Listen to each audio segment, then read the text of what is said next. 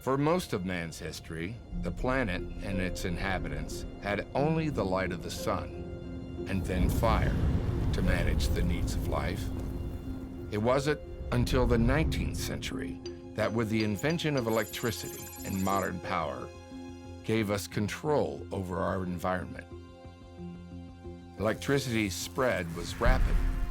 First, the cities, which started to glow. Power then came to rural areas, slowly at first, but soon the entire country had access.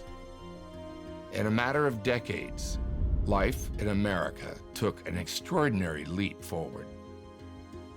Homes, factories, businesses, streetlights, everything became connected to the constant source of life, which became known as the grid.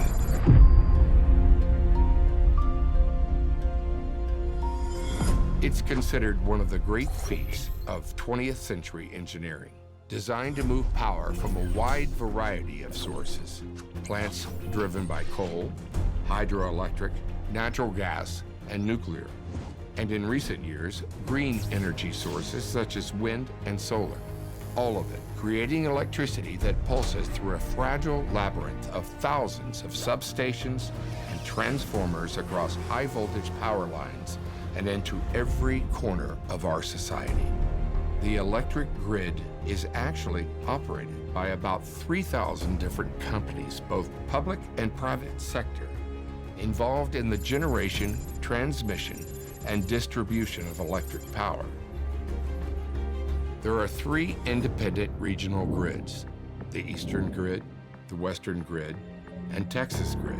And now, increasing demand combined with aging infrastructure has left America vulnerable, not just to temporary blackouts, but to potentially devastating wide-scale power failures.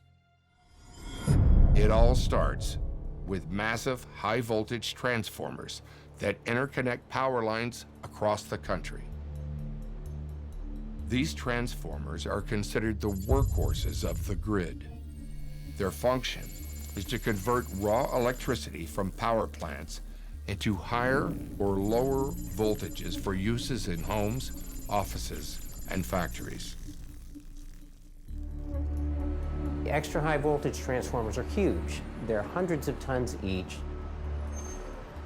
You have to shut down a freeway to deliver them.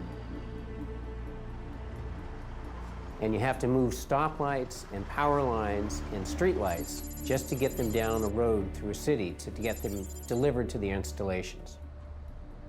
In a grid down situation, there's just going to be no chance of getting extra high voltage transformers on site and installed. Our chief vulnerability are these big transformers, and if you lose them, you've basically lost the whole grid. And they're not manufactured in this country anymore. You're talking about 18 months to replace one transformer. And this country can't survive for 18 months. It probably can't survive for 6 months without electricity.